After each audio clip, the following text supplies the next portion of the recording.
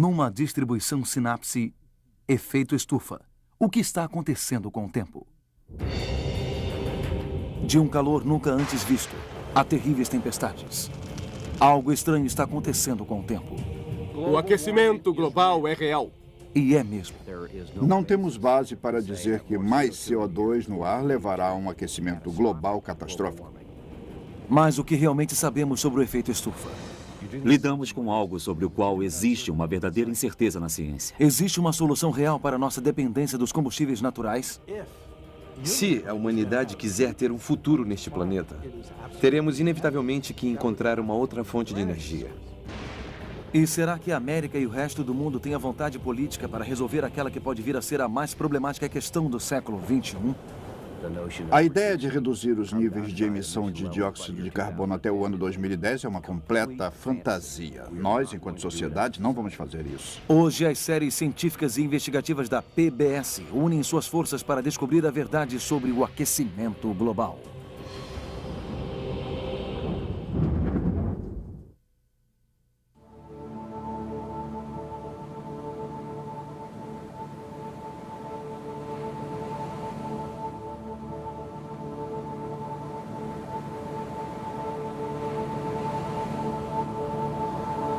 Durante a sua existência, o ser humano sempre acreditou que o tempo era regido por forças que estavam fora de nosso controle.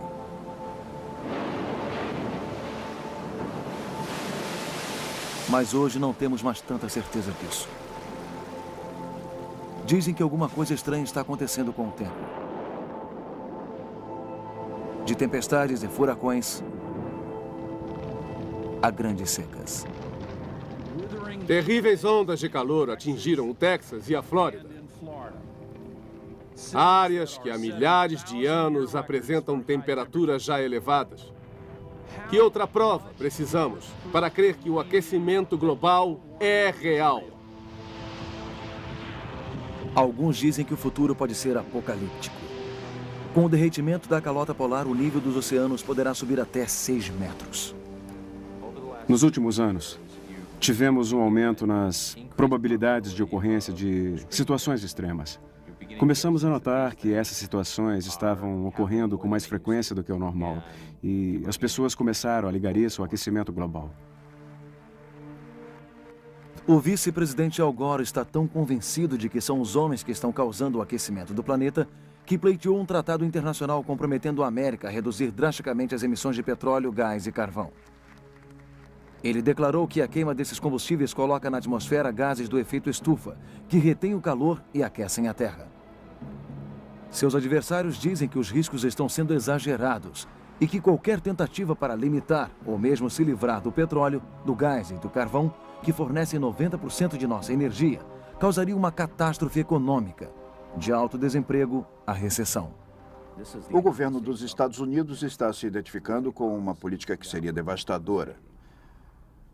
O objetivo a longo prazo do vice-presidente dos Estados Unidos é eliminar completamente todo o combustível natural do país. Esse é o seu objetivo. No centro dessa controversa questão, existe uma luta pela verdade. Tirando toda a retórica e politicagem, o que a ciência realmente sabe sobre o aquecimento global? Essa pergunta colocou em evidência uma ciência que sempre esteve na obscuridade: a climatologia. Mas o sistema climático passou a ser muito complexo.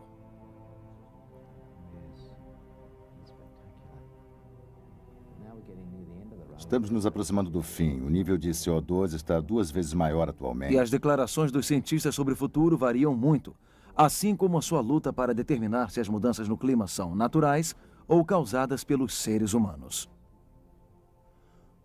Um aumento de 2 graus na temperatura é suficiente para mudar todo o clima radicalmente. Os padrões de precipitação serão inteiramente diferentes, a quantidade de precipitações também.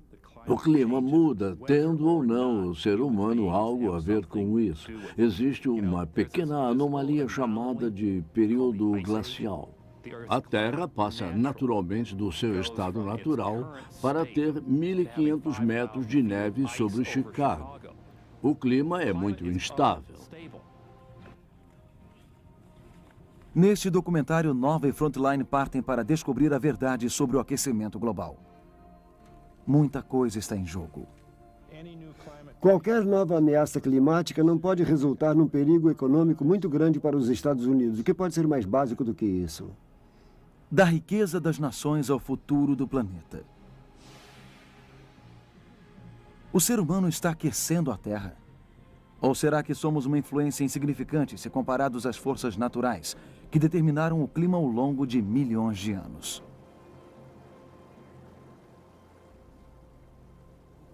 Se você parasse e resolvesse criar uma questão pública que viesse a ser o maior pesadelo de todo cientista e comunicador do mundo, nada poderia ser melhor que o efeito estufa. Você está lidando com algo muito complicado. Está lidando com uma coisa para a qual a ciência só tem incertezas. Não é que estejam querendo esconder alguma coisa. Lidam com algo que tem enormes consequências para as pessoas. E com uma coisa cujos efeitos vão começar a aparecer daqui a 30 anos. E o que fazem? Viram para as pessoas e dizem, certo, faça alguma coisa a respeito. É, na verdade, uma onda de calor de proporções globais e históricas mais do que... A questão é tipicamente exposta na mídia com uma simples pergunta. Vai ficar mais quente? Os índices de hoje no Canadá mostram que este outubro de 98 foi o mais quente da história na Terra. Infelizmente, quando as pessoas falam em aquecimento global, é sempre em termos de, nossa, como esse verão foi quente. Isso não funciona, porque tempo e clima são duas coisas diferentes. O clima é uma coisa mais a longo prazo. O tempo é algo diário, horário, mensal. E quando falamos em efeito estufa, estamos falando de clima. James Traffel é um físico e escritor de artigos científicos que segue a questão do aquecimento global de perto. Para saber se realmente está ficando mais quente, precisamos saber como foi no passado e verificar se o que estamos vendo não é apenas uma oscilação. Quer dizer, eu lembro quando eu era pequeno, nos anos 50, ouvia falar sobre o período glacial que estava por vir porque estávamos passando por uma onda de frio. E lembro de capas de revista mostrando geleiras em cidades americanas. Então, se você pegar um período de tempo muito curto, se analisar a temperatura a curto prazo, pode obter resultados bem malucos. Para podermos dar um diagnóstico de aquecimento global irreversível, teríamos de analisar a temperatura ao longo de séculos e numa boa parte do globo terrestre.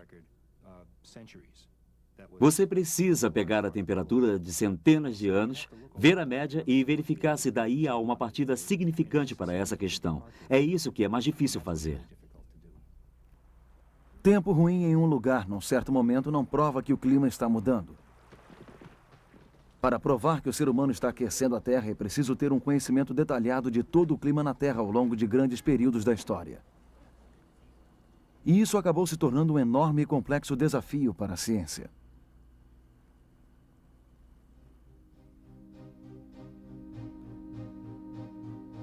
A Terra é muito grande. 3/4 dela é coberto de água.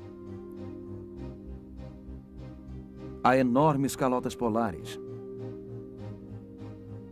desertos e montanhas.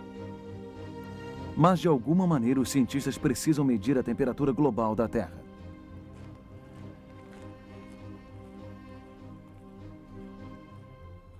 Hoje, a temperatura da Terra é medida diariamente em todo o globo, através de redes internacionais e estações, na Terra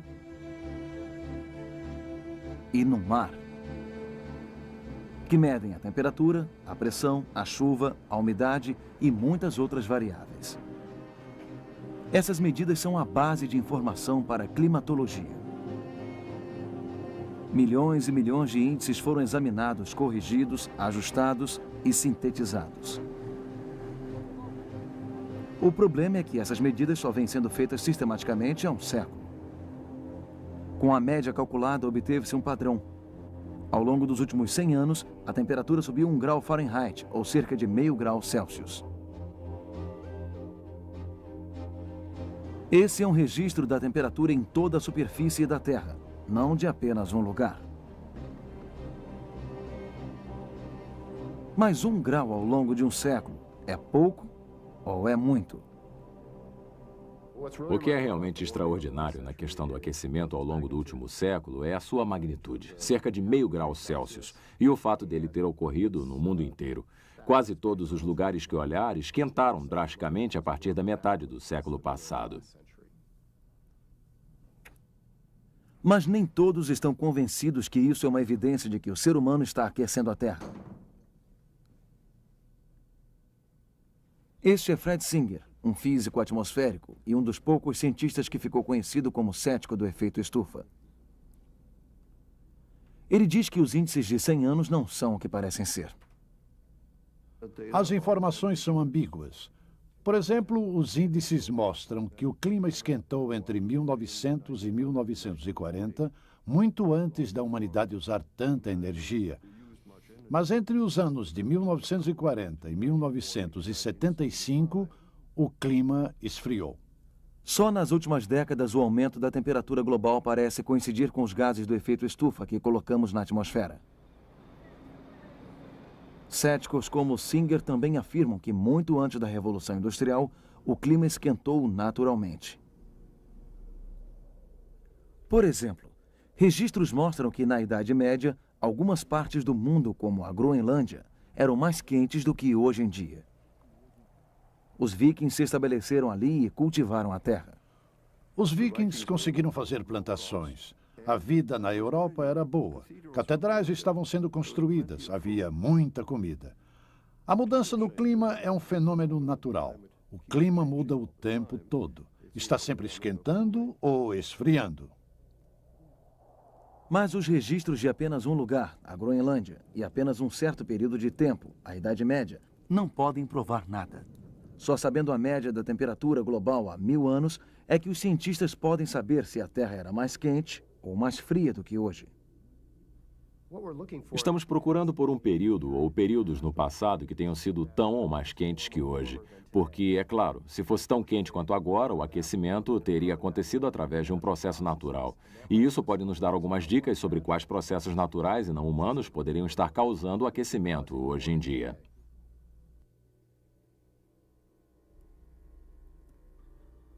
Muito antes dos termômetros serem inventados, o ser humano registrava as temperaturas, muitas vezes detalhadamente.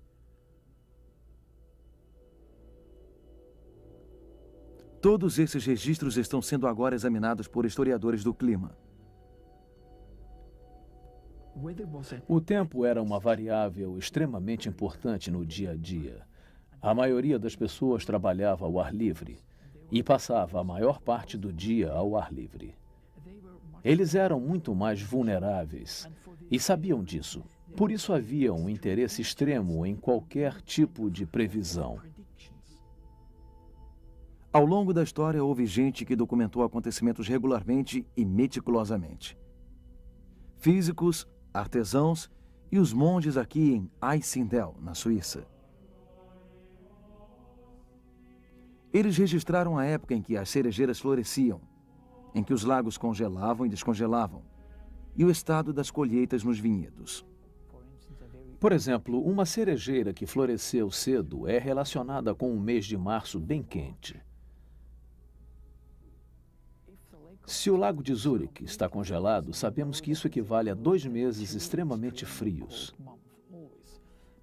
Sabemos disso a partir do momento que temos tanto as observações quanto as medidas. A partir desses diferentes registros, os historiadores do clima podem tentar juntar as peças para saber mais sobre o clima do passado. Combinando informações de vários lugares, esse trabalho de investigação pode levar a uma imagem detalhada de áreas como a Europa Central há mais de 1000 anos. Será que Pfister encontrou algum período no passado tão quente quanto os anos 80 e 90?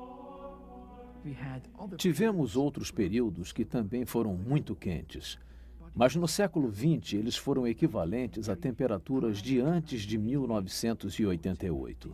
Eu diria que foi um período de clima quente, mas quero ressaltar que era um período naturalmente quente. Mas não houve nenhum momento equivalente ao do período entre 1988 e 1997, pelo que eu vi. Mas essa técnica também é limitada. Poucas áreas como a Europa têm registros antigos ainda disponíveis. Para ter um maior conhecimento sobre o clima global, os cientistas foram forçados a ir além dos limites humanos em relação ao tempo.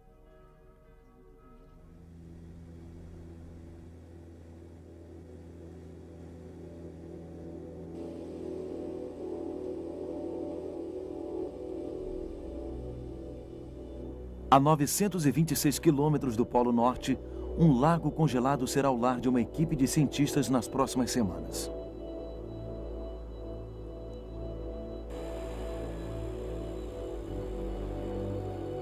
Isso faz parte de um esforço internacional para tentar recompor os climas do passado.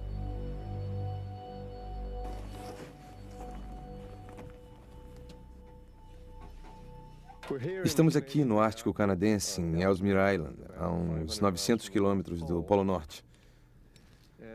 Pode parecer estranho que tenhamos vindo para esse tipo de ambiente para estudar o problema do aquecimento global. Mas, na verdade, o que temos de fazer é tentar recompor a história do clima e fazemos isso usando os arquivos naturais do clima, coisas que, de certa forma, retenham em sua estrutura uma medida de como o clima variou no passado. Bradley e sua equipe vão passar o breve verão ártico cavando no gelo e pegando amostras dos sedimentos primitivos no fundo do lago Tuborg. Como o lago fica congelado a maior parte do inverno, temos um breve período durante o verão em que a neve descongela e os sedimentos são levados para o lago. E no lago eles formam essas camadas, como as que vemos em troncos de árvores ou numa calota polar. A cada ano conseguimos um bom registro dos sedimentos.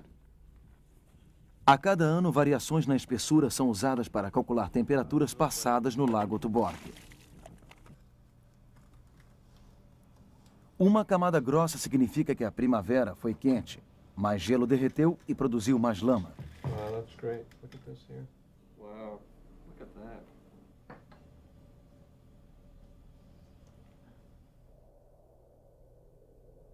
Essa expedição consegue descobrir informações sobre a temperatura de centenas de anos, mas em apenas um lugar.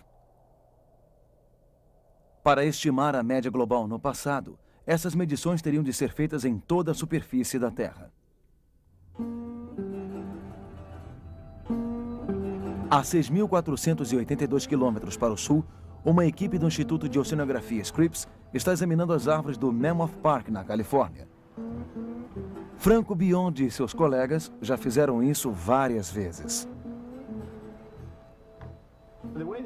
Da maneira que as árvores crescem, elas se cobrem inteiramente a cada ano de uma nova camada de madeira. E se fizer um corte horizontal, verá a largura de cada uma dessas camadas.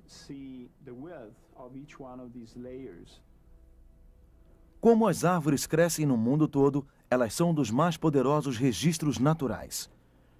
Suas camadas anuais dão aos cientistas não apenas uma data de formação, mas também contém um registro de temperaturas e precipitações passadas. Cada uma dessas camadas é uma camada anual vista em um corte transversal. A camada anual é formada por essas duas partes juntas, a madeira nova e a madeira antiga, e a largura da camada é a primeira indicação de um padrão de clima. Essa fina tira que vocês veem aqui indica um ano em que o inverno e a primavera foram mais secas do que o normal.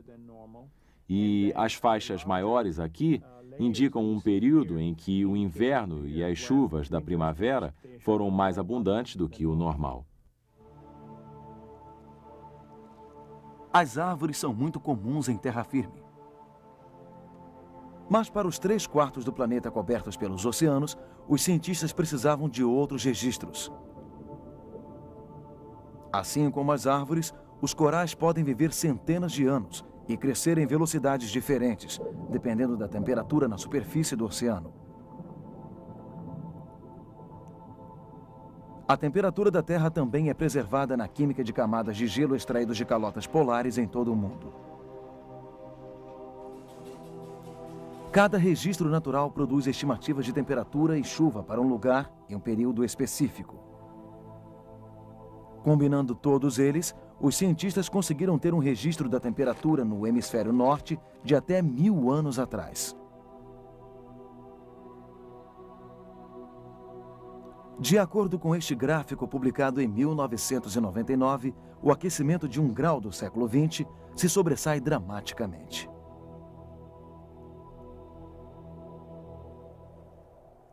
Mas e a Groenlândia e seu controverso e quente período medieval?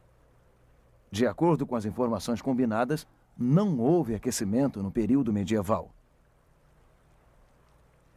Regiões específicas, como a Groenlândia, podem ter sido quentes, mas a média global da temperatura na época era mais fria que a de hoje. Apesar da informação ser preliminar, Bradley está convencido de que o clima do século XX não tem precedente.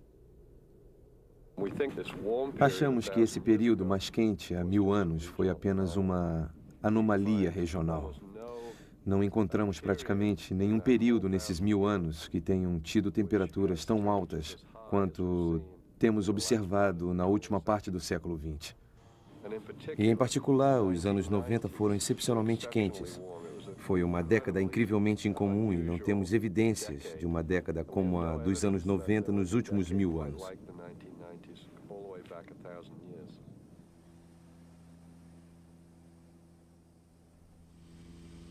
Se essa descoberta for sustentada, ela prova que o ser humano está causando o aquecimento global?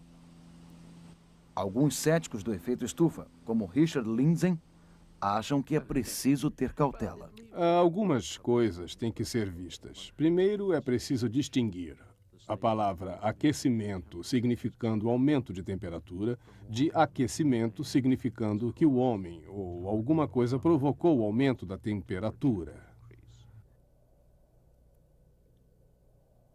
Como podemos ter certeza de que o aquecimento recente foi provocado pelo homem e não é natural? E quais as evidências para ligar esse aumento da temperatura à atividade humana? Talvez nenhum homem tenha feito tanto para ajudar a responder essa pergunta quanto Charles David Keeling. Há 40 anos, ninguém sabia ao certo se gases do efeito estufa, como o dióxido de carbono, estavam aumentando na atmosfera ou se estavam sendo absorvidos pelos oceanos. Em 1957, Keeling partiu para descobrir qual era a verdade. Aproveitando-se do fundo especial disponível no Ano Geofísico Internacional, ele juntou-se com os maiores analistas para começar o que seria o grande trabalho de sua vida. Esse programa me deu a oportunidade, apesar de na época estar recém-formado e ser muito jovem, de requisitar recursos o bastante para que esses analisadores fossem colocados em vários lugares e bem rápido. Um analisador foi colocado em Little America, na Antártica, e pouco tempo depois, um outro foi colocado em uma montanha no Havaí chamada Mauna Loa. O lugar ideal para medir o dióxido de carbono é longe das cidades que o produzem e longe da vegetação que o absorve. Na montanha Mauna Loa, no Havaí, Keeling encontrou o lugar ideal. Localizado a 3.300 metros no meio de um campo de lava, ele começou a pegar amostras do ar da Terra. No observatório de Mauna Loa, começamos as medições em março de 1957 e eu esperava que a concentração fosse ser quase que constante, não tendo mais nada como hipótese. Mas não foi o que aconteceu. A concentração subiu por muitos meses e depois caiu, e continuou caindo no período entre maio e setembro. Depois, começou a subir de novo. Logo que começamos a ver todas essas informações, em menos de um ano, ficou óbvio que estávamos vendo a respiração das plantas no hemisfério norte, porque elas absorvem dióxido de carbono durante seu período de crescimento em latitudes altas e temperadas, e depois ele é liberado de novo num processo cíclico no inverno. As sensíveis medições de Keeling pegaram a respiração da Terra. A cada primavera, as plantas floresciam, tirando o dióxido de carbono do ar. A cada outono, o CO2 era liberado outra vez no ar, com a morte das plantas. Mas Keeling notou que a cada ano a concentração de CO2 aumentava. Sobrepondo o ciclo anual, havia uma curva crescente. A cada ano, mais CO2 era inalado e expirado pela biosfera. Em 40 anos, a concentração subiu de 330 partes por milhão para quase 370 partes por milhão. A curva de Keeling parecia provar o que muitos já suspeitavam, que os homens estavam mudando a composição da atmosfera. Mas por que a adição de um gás invisível e não tóxico causaria tanta preocupação? Comparada a outros gases atmosféricos como oxigênio e nitrogênio, a quantidade de CO2 é minúscula. Mas através de um acidente da física, o efeito estufa, suas consequências são muito significativas. Talvez o mais dramático exemplo do efeito estufa seja a própria Terra. Mas sem esse efeito, a Terra seria gelada. Da energia que vem do Sol, cerca de metade da luz é absorvida antes de chegar à superfície. O resto é irradiado de volta, como o calor ou radiação infravermelha.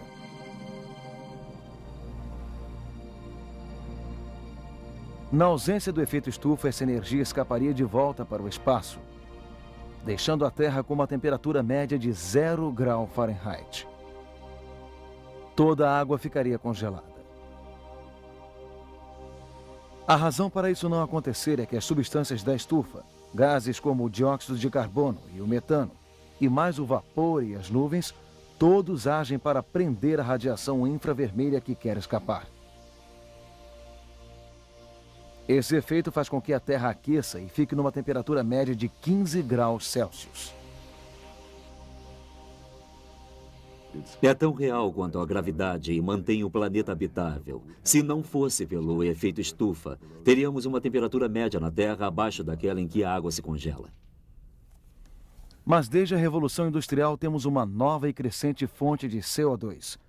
Combustíveis naturais como o carvão, o petróleo e o gás natural. Quando os combustíveis naturais são queimados, seus átomos de carbono se combinam com o oxigênio no ar para formar o CO2. Toda vez que acendemos uma luz ou dirigimos nosso carro, estamos jogando CO2 na atmosfera. É difícil para as pessoas entenderem quanto dióxido de carbono é jogado na atmosfera em termos absolutos, mas em termos relativos podemos explicar da seguinte forma.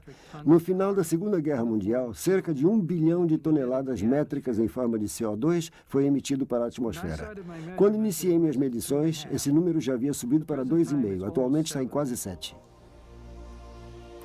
De acordo com a teoria do efeito estufa, a adição de mais gases do efeito estufa, como o CO2 na atmosfera, causa um aumento na média da temperatura global, enquanto continuarmos a queimar combustíveis naturais.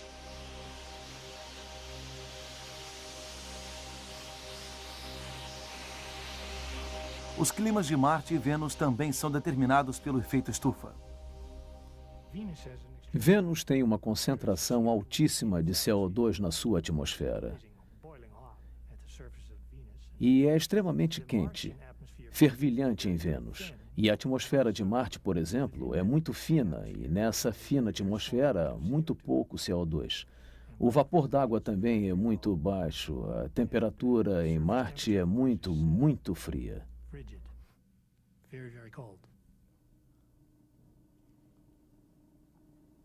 No polêmico debate sobre o aquecimento global causado pelo homem, todas as partes concordam com a física do efeito estufa. Ela pode ser demonstrada em laboratório, usando uma FLIR Thermacan, uma câmera especial para raios infravermelhos. Vamos demonstrar como o CO2 absorve a radiação infravermelha que causa na Terra o efeito estufa. Radiação infravermelha é um outro nome para a radiação de calor que está saindo do meu rosto e está sendo captada pela câmera para a qual estou olhando.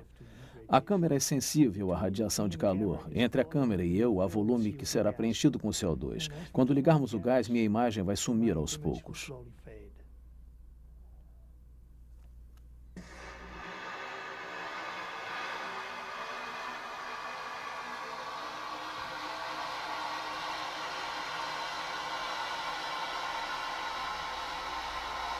Essa propriedade física do CO2, conhecida há um século pelos cientistas, é a base das preocupações em relação ao aquecimento global. Como o ar de dentro do tubo, composto principalmente de nitrogênio e oxigênio, não bloqueia a radiação infravermelha, a câmera vê claramente o calor saindo do rosto do cientista. E ao ligarmos o gás, minha imagem vai desaparecendo aos poucos. Mas quando o tubo é cheio de CO2 ou de qualquer outro gás do efeito estufa, suas moléculas absorvem o calor que irradia do seu rosto, bloqueando seu caminho. Cada vez menos calor alcança a câmera e a imagem vai desaparecendo. Se o cientista estivesse rodeado de CO2 por todos os lados, o efeito nele seria que ficaria mais quente, como a Terra no espaço.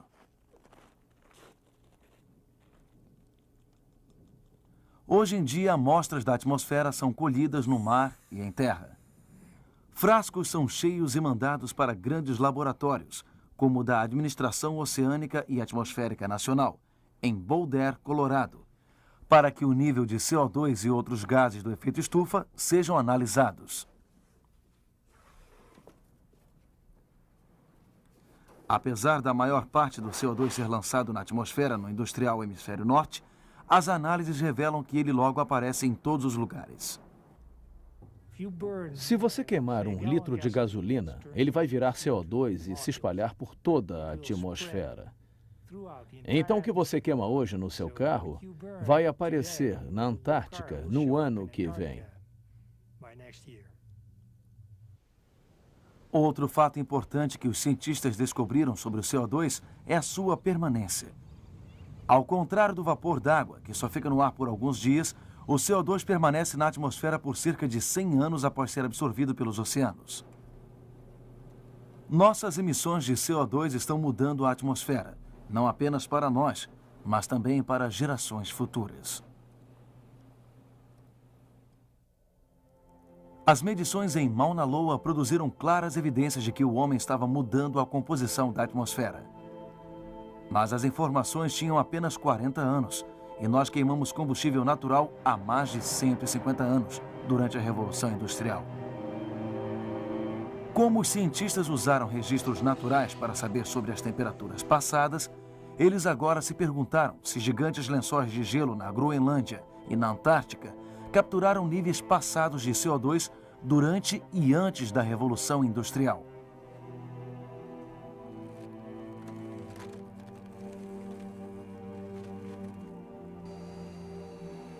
E o que eles descobriram foi extraordinário.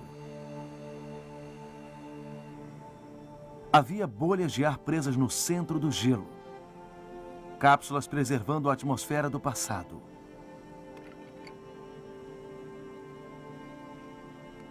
Com cuidado, essas bolhas de ar fossilizado podem ser analisadas para medir os níveis de dióxido de carbono e outros gases. Uma análise sensível das bolhas de ar revela que antes de 1957, a atmosfera tinha menos CO2. No entanto, o nível de CO2 subiu rapidamente a partir do início da Revolução Industrial. Pesquisas subsequentes aumentaram ainda mais a curva no tempo. Está estabelecido que os níveis atuais de CO2 são mais altos do que em qualquer outro período nos últimos 450 mil anos. Quando você olha para um registro de 450 mil anos e os últimos 100, 150 anos se sobressaem dessa maneira, não há dúvida de que, de alguma forma, estamos envolvidos. E, na verdade, isso não é nenhuma surpresa. Quero dizer, somos uma força muito poderosa neste planeta. Nós, a nossa espécie. A maior parte da Terra que é habitável e cultivável foi habitada e cultivada por nós. Nós movemos montanhas, redirecionamos rios, mineramos todo esse carvão. Nós somos uma força global. Não tenho dúvida de que um aumento de dióxido de carbono na atmosfera leva a um aumento na temperatura global. A pergunta é: quanto? E como podemos ter certeza de que aquilo que vemos nos registros é, na verdade, devido a essa adição de dióxido de carbono? Já que sabemos que o clima também muda naturalmente, ele esquenta e esfria, como podemos distinguir um aquecimento produzido pelo aumento do dióxido de carbono do aquecimento por outras causas, como, por exemplo, o Sol? A declaração de que os combustíveis naturais estão mudando o clima alarmou produtores de carvão, gás e petróleo. Como há tanta coisa em jogo, a indústria da energia tem seguido os argumentos científicos bem de perto. Entendo que as pessoas fiquem preocupadas com esse conceito de mais CO2 no ar, mas não podemos viver baseados em especulações. Sabemos hoje em dia que o uso de combustíveis naturais é uma coisa boa, leva ao crescimento econômico, permite que mais gente viva por mais tempo na Terra. Há muitas coisas positivas que vêm do uso de combustíveis naturais, mas há uma especulação sobre o que é ruim e tem gente dizendo: vamos parar de usar combustíveis naturais. É uma imprudência. A indústria do carvão montou um agressivo desafio para essa ideia do clima mudando através da indução humana. Sua poderosa campanha de relações públicas afirma que o CO2 vem sendo injustamente caracterizado como poluente. No passado, tivemos umas brigas com relação à poluição nos Estados Unidos. O dióxido de enxofre é um poluente. O NOx é um poluente. O dióxido de carbono é um gás benigno, necessário à vida na Terra. Ele não é poluente e não é regulado. Não há leis estaduais para o controle do CO2 e não há leis do Congresso dando a alguma companhia o direito de regular o CO2. Longe de ser um poluente, a indústria do carvão afirma que o CO2 é um poderoso fertilizante. Então, sua produção vai deixar a Terra mais verde e não mais poluída. O vídeo The Greening of Planet Earth sustenta que o CO2 vai fertilizar a Terra e que as florestas vão, eventualmente, absorver o excesso de gases do efeito estufa. O verde vai brotar onde nada cresce hoje em dia, e grandes faixas de terra estéril se tornarão cultiváveis. O vídeo sugere aos agricultores que mais CO2 em suas estufas em níveis maiores do que o da corrente atmosférica faz as flores e legumes crescerem mais rápido. E realmente as plantas floresceram. A indústria acredita que caracterizando o CO2 como fertilizante e não poluente, acaba-se com a controvérsia. A nossa única preocupação é que os níveis de dióxido de carbono fiquem muito baixos, porque se o nível baixar para metade do nível atual, como quase aconteceu na era glacial, se cair para metade do nível atual, as plantas estarão em sérios apuros. Afinal, o dióxido de carbono é um alimento para as plantas. Sem ele na atmosfera, as plantas desapareceriam.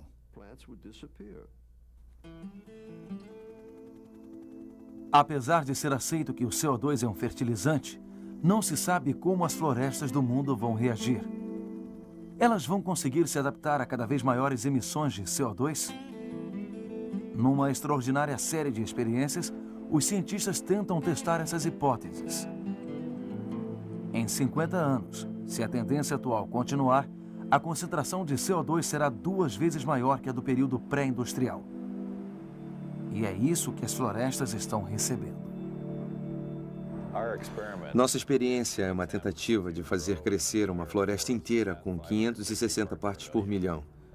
Em outras palavras, estamos replicando o crescimento da floresta daqui a 50 anos em todo o mundo, quando todas as florestas vão estar envoltas nessa atmosfera.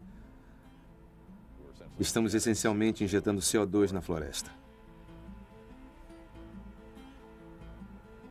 Fazer ciência nessa escala é uma tarefa pesada. Cada um dos lotes experimentais tem uma fileira de torres que injeta dióxido de carbono 24 horas por dia, 365 dias por ano. Conforme as árvores vão crescendo, o dióxido de carbono entra e sai da floresta. Algum carbono fica preso, como madeira, outro volta para a atmosfera. Então, tudo nessa floresta do futuro deve ser cuidadosamente medido. Há apenas 2 anos nessa experiência, os cientistas já conseguem ver algumas mudanças. Como resultado desses 2 anos de experiência, as temporadas de 97 e 98, encontramos um percentual de 25% de aumento desse tipo de pinheiro exposto a um alto nível de dióxido de carbono na floresta. Se vai continuar ou não é de grande interesse para nós.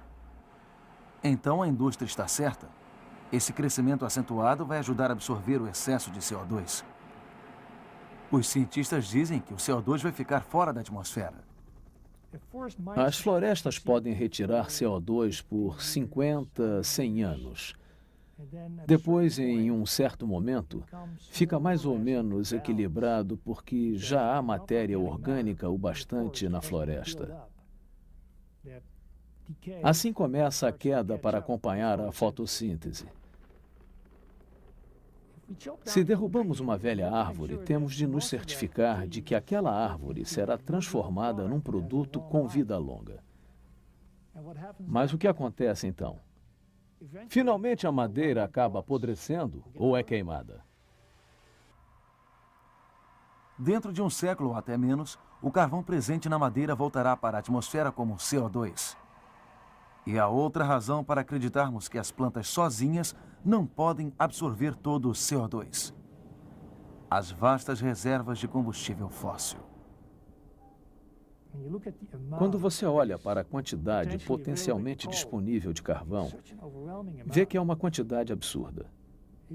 Se fôssemos estocar todo ele em plantas, a biosfera terrestre teria 4 ou 5 vezes a massa atual. É difícil imaginar como as plantas puderam manter isso através dos séculos. Mas mesmo sem a teoria da Terra toda verde, a indústria fóssil não quer admitir que o aumento de CO2 pode levar a grandes mudanças no clima.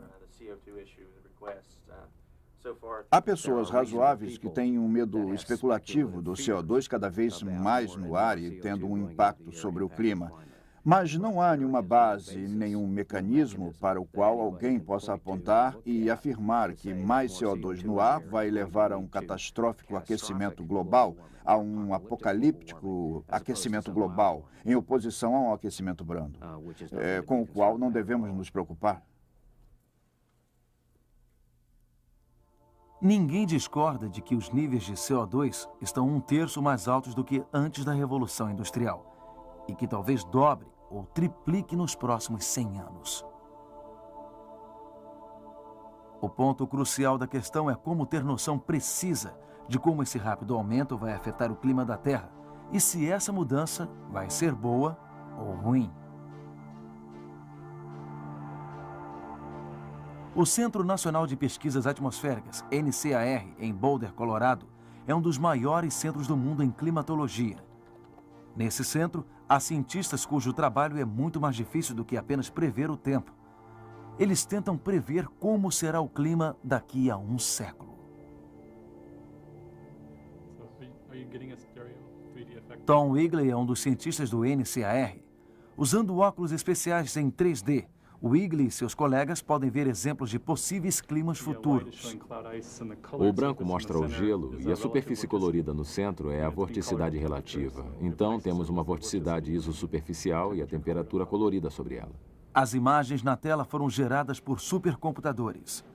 Essas bolas de cristal de alta tecnologia são a única maneira de pensar nas consequências climáticas num mundo onde o nível de CO2 será 2 ou 3 vezes maior que o de hoje em dia.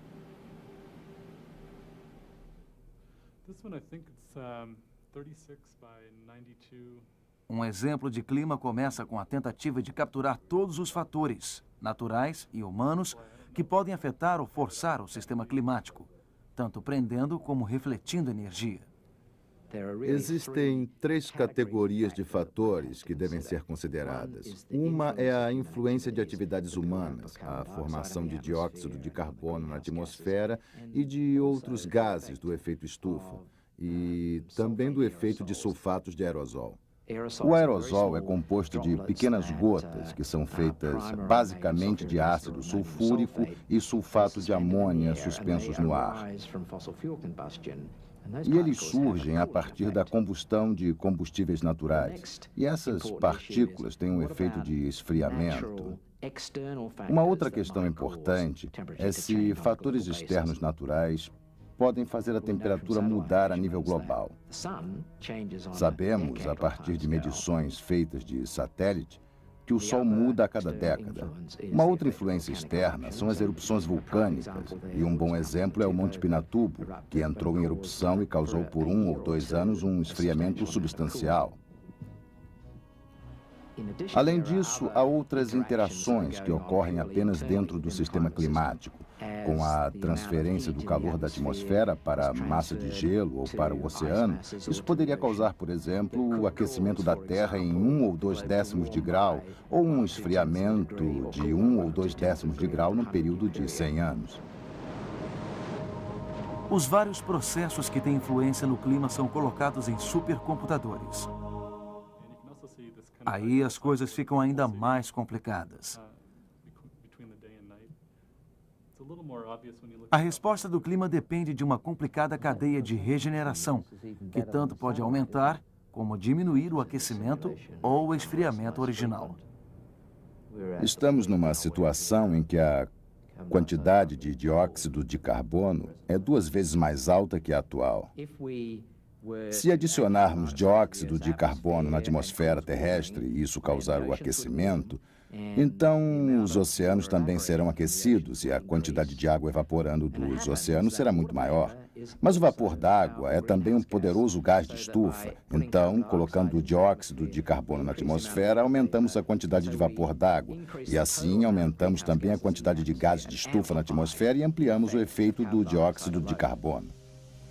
Aqui vai um exemplo bem direto. Primeiro você aquece o clima por qualquer razão e então a cadeia é gelo e degelo. Uma superfície mais escura é exposta. A superfície mais escura absorve mais luz solar do que a neve e o gelo que estavam aqui antes. Então o clima esquenta ainda mais. É um retorno positivo.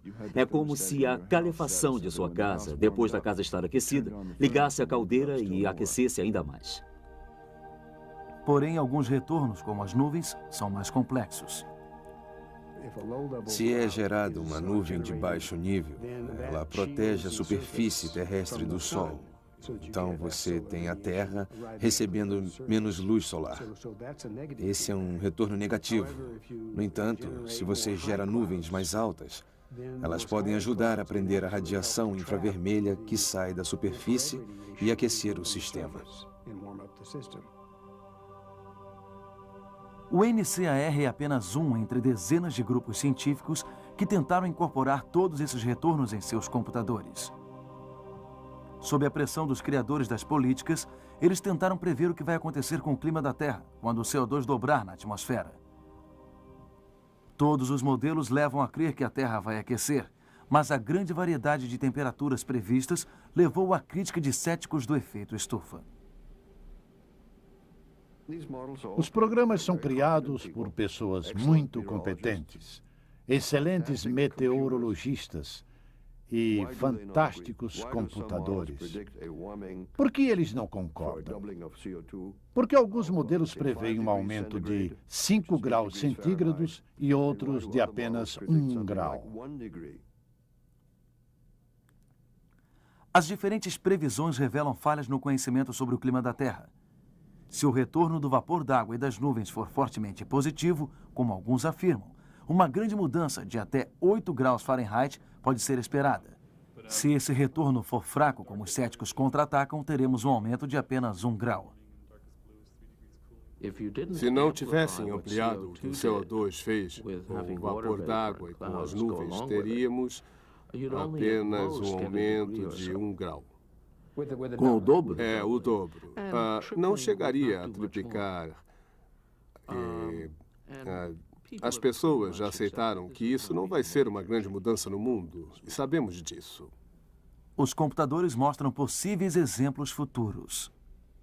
Alguns assustadores, outros nem tanto. Qual é o verdadeiro? Não há como saber?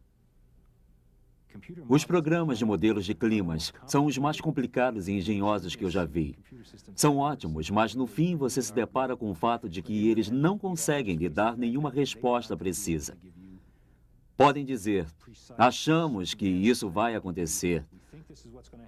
E aí está o limite do erro. Existe essa incerteza. Você tem que escolher. Se os cientistas não têm certeza do aumento da temperatura global, sabem ainda menos sobre os efeitos específicos que o aquecimento vai produzir. Uma das maiores preocupações é o aumento do nível do mar causado pelo degelo das geleiras e a expansão termal da água mais quente. Áreas costeiras de Veneza até a Califórnia estariam vulneráveis. Na costa da Califórnia, na época do El Niño, o nível do mar subiu e no último acontecimento do El Niño, ele estava 20 centímetros acima do nível normal. O que vimos foi muita erosão costeira, casas sendo cobertas pelo mar. Isso é apenas uma indicação do que um aumento do nível do mar pode causar. Nós podemos nos adaptar a uma mudança climática, contanto que ela aconteça devagar. Mas se for de forma muito rápida, ela rompe com todas as nossas hipóteses, nas quais a sociedade trabalha tanto planejando projetos agrícolas, ou um edifício com suas exigências de aquecimento, ou um dique. Se tais efeitos climáticos induzidos pelo homem ocorrerem, as nações ricas poderão se adaptar e construir muros de proteção contra o mar. Mas para alguns países não existe essa opção, como as 1.200 ilhas Maldivas, isoladas no Oceano Índico. Todas essas ilhas são completamente planas. A altitude média acima do nível do mar é de cerca de 1 metro. Elas estão totalmente expostas ao mar.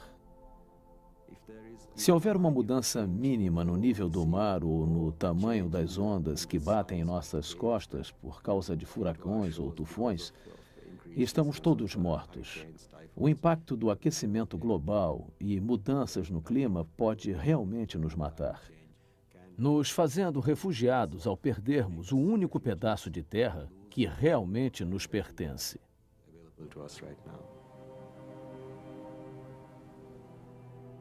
Mas os céticos acham que esse cenário é muito alarmista. Um ligeiro aquecimento, dizem eles, pode até ser bom. Temos de perguntar quais os impactos de um clima mais quente? Qual o impacto na agricultura? Se a resposta for positiva, ótimo. Qual o impacto de níveis mais altos de CO2 e temperaturas mais altas para as florestas? Bom. Qual o impacto para o fornecimento de água? Neutro. Qual o impacto na recreação? Misto. Por um lado, talvez tenham menos temporadas de esqui, mas por outro, terão mais sol e melhor tempo para a praia. Vamos encarar. As pessoas gostam de climas mais quentes. Há um bom motivo para grande parte da população americana estar se mudando para locais mais quentes e não apenas os aposentados. Mas a maioria dos cientistas do clima é menos otimista.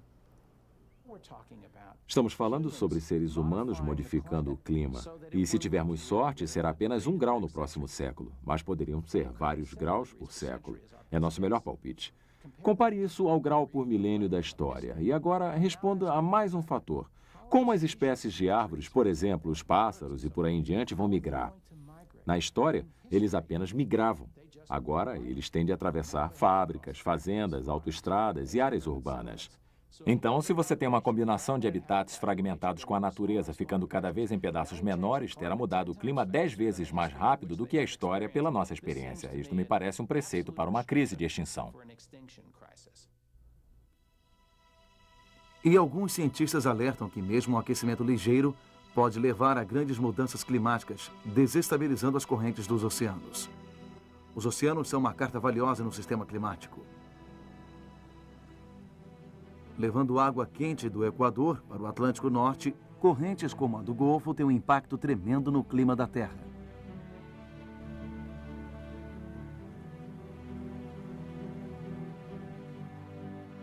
Quando a corrente do Golfo chega ao Atlântico Norte, a água já não está mais quente. Agora fria e salgada, a água fica tão pesada que vai para o fundo e volta ao Equador para formar uma circulação fechada. Este tipo de circulação é responsável pela ida de água da superfície do oceano para níveis mais profundos. Em alguns casos, leva para o fundo mesmo. Isso, nas circunstâncias atuais, é uma maneira de levar o calor para o oceano e também de enterrar dióxido de carbono lá no fundo. Então, essa circulação é duplamente importante para a questão do clima. Mas para isso, o clima na Europa seria muito diferente. Pensem no clima das Ilhas Britânicas ou do norte da Noruega. É um clima moderado, dá para jogar golfe na Escócia em janeiro, Mas qual a latitude do norte da Escócia? Quer dizer, transfira isso para os Estados Unidos e se verá sentado na Baía de Robeson. O que preocupa os cientistas é que no passado parece que essa circulação parou. Um exame minucioso do interior das calotas polares revelou que há 10 mil anos, enquanto a Terra se aquecia, saindo da era glacial, o clima de repente mudou de novo, voltando a um estado frio. As temperaturas caíram quase 10 graus em uma década. Alguns cientistas acreditam que isso foi causado quando a água doce vinda do degelo das geleiras foi para o Atlântico Norte e interrompeu a circulação do oceano. O que aconteceria se o aquecimento global atual fizesse a circulação parar? Primeiro, o Atlântico Norte ficaria muito mais frio do que é hoje. Isso significa que a Europa, o norte da Europa, ia esfriar muito rapidamente. Se isso se mantivesse por mais tempo, teriam cada vez mais nevascas. E uma hipótese para a volta à era glacial é a interrupção dessa circulação, levando a cada vez mais nevascas. Então, ela acumula durante todo o verão e, aos poucos, em centenas, milhares de anos, você terá geleiras em terras que um dia foram cobertas de vegetação. Paradoxalmente, um aquecimento, nesse caso, levaria a um esfriamento catastrófico de algumas partes do mundo. Os grandes oceanos, alguns cientistas dizem, são a grande incerteza no sistema climático, pois são capazes de grandes surpresas climáticas. Após décadas de pesquisa, os cientistas apresentaram vários cenários possíveis para o futuro do planeta. Por causa das incertezas em relação aos efeitos na atmosfera, nas camadas de gelo e nos oceanos, ainda não podem dizer com precisão o que vai acontecer. Posso imaginar os tão falados processos de retorno numa situação em que, se você aquecer a Terra, você derrete neve e gelo, o que adiciona um aquecimento futuro. Se você faz isso, as nuvens ficam mais altas do que largas, o que faz com que retenham mais calor. E se eu reunir esses retornos, posso esperar que teremos uma mudança no clima catastrófica no próximo século. Também posso reunir outra série de retornos. As nuvens ficam mais largas, então fica mais seco entre as nuvens. Há inúmeros retornos que podemos reunir que fazem esquentar apenas 1 grau no relativamente moderado fim do espectro. Bem, muitos cientistas vão dizer que esses efeitos moderados ou catastróficos são plausíveis, talvez até 10% de cada um deles. Mas o tamanho da probabilidade está em algum lugar entre o fim do mundo e o cenário de melhor para vocês que vemos nos jornais e em debates no Congresso.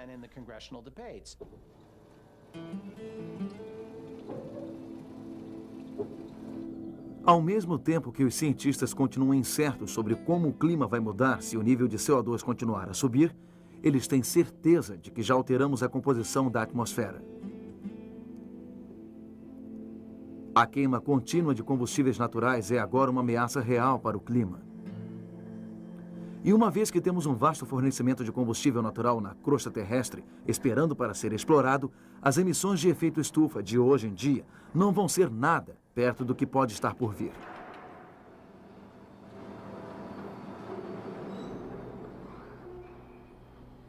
Se queimássemos todo o carvão em uns 200 anos, teríamos aumentado a concentração de CO2 na atmosfera mais do que num fator 10. Isso é muito. Não haveria mais discussão sobre mudança antropogênica no clima ou clima modificado pelo homem. Seria uma coisa óbvia. Uma vez que aumentarmos os níveis de CO2 na atmosfera, vai levar muito tempo para eles baixarem de novo. Eu diria que levaria milhares de anos. Se um céptico diz que não está preocupado com a duplicação, pergunte sobre o triplo ou o quádruplo. E pergunte a ele sobre os outros gases fora o dióxido de carbono. Alguns que estão aumentando mais rápido que o CO2. Chega uma hora em que não pode fugir da ideia de que está tendo sérias consequências climáticas. E a questão, então, passa a ser: vamos ficar atentos antes desse dia chegar? Ou vamos esperar que alguma mudança inesperada e antecipada faça todos nós acordarmos? O consenso cada vez maior entre os cientistas de que o aquecimento global é real tornou-se o combustível para o movimento político que pede a redução de emissões de gás estufa. A Casa Branca estava no centro desse movimento. Em outubro de 1997, Clinton e Gore convidaram 110 meteorologistas da TV para uma declaração sobre aquecimento global, esperando recrutá-los como soldados na campanha. Temos que dizer que existe um desafio aí fora e temos que responder a ele. Eis os princípios que queremos em nossas respostas e temos que segui-los. Mas não podemos fazer isso sem antes conscientizar o povo americano. Mas o principal homem da Casa Branca nessa questão, que a defende há décadas, é o vice-presidente Al Gore. É uma coisa que está chegando e temos que fazer alguma coisa a respeito. Vamos ser parte do problema ou uma parte da solução. Se ficarmos de braços cruzados e permitirmos que isso aconteça, os cientistas de todo o mundo, cientistas de todos os países, estarão nos dizendo que teremos mudanças profundas no padrão do clima e ainda mais. Gore estava tentando ganhar o apoio público porque as negociações internacionais sobre o aquecimento global haviam chegado a um estágio crítico. Em dezembro de 1997, representantes de 160 países se reuniram em Kyoto, no Japão, para tentar limitar as emissões de gases do efeito estufa. Grupos ambientalistas estavam a postos esperando que esse encontro iniciasse uma transformação radical. Se vamos resolver o problema do aquecimento global, os Estados Unidos têm de ser o líder mundial, da maneira que somos em quase todas as questões internacionais. Não é um problema que podemos resolver do dia para a noite, mas podemos começar a mudar a direção. As emissões estão maiores a cada ano e temos de inverter essa situação e gradual e lentamente reduzir as emissões de poluição de dióxido e outros gases que retêm o calor. Eu acho que nós podemos fazer isso. Esperava-se que desse encontro fossem sair acordos que limitassem as emissões de gases do efeito estufa. Sabemos o que temos de fazer. Sabemos que só podemos fazer isso juntos. Então, mãos à obra. A principal questão em jogo era o uso mundial da energia natural.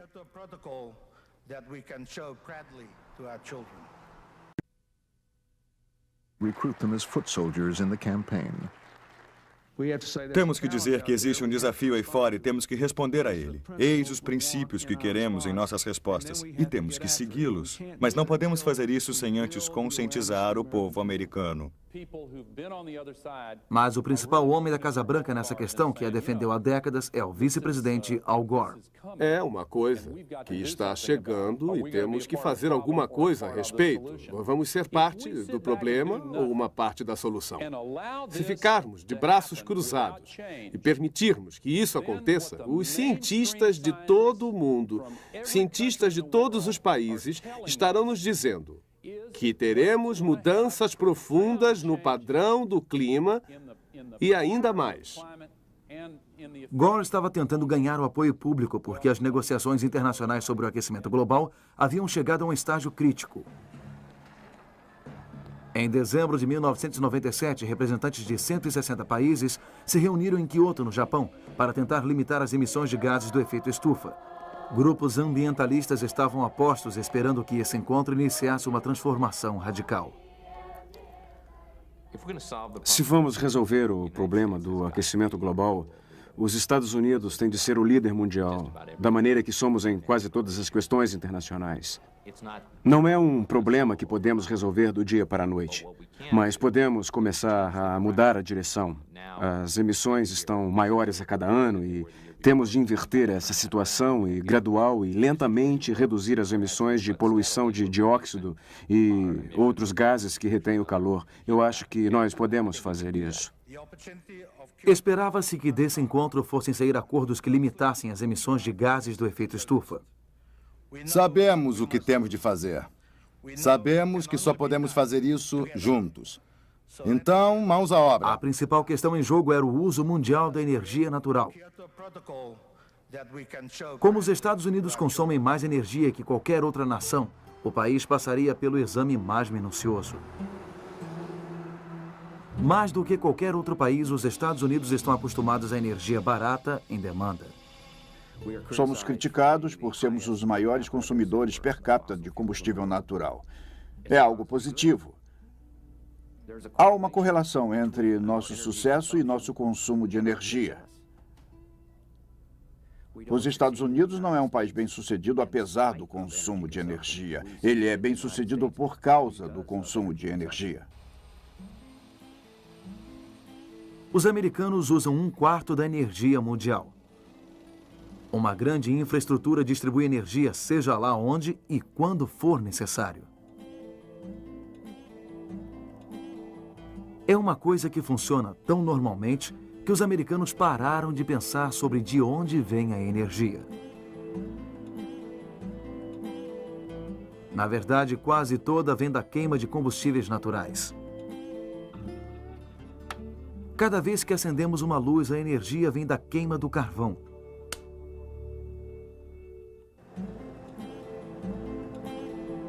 Cerca de 60% da eletricidade nos Estados Unidos vem do carvão. Então, as usinas têm de ser abastecidas 365 dias por ano, com combustível natural em abundância. As pessoas não pensam muito no carvão e nem é exigido delas que o façam. Mas o carvão, nos Estados Unidos, é o maior condutor de nossa economia. Ele abastece 56% da eletricidade. 1.500 megawatts de carvão podem fornecer energia para 1,5 milhão de pessoas. A geração do carvão é suplementada com outros combustíveis naturais emissores de carvão, como o petróleo e o gás natural. Alguns tipos de eletricidade não produzem gases do efeito estufa. A energia hidroelétrica, a solar, a do vento e a maior delas, a energia nuclear, que atualmente gera 20% da eletricidade nos Estados Unidos. Todas essas vão para grades de eletricidade, como esta, controlada pela Northern States Power, em Minneapolis.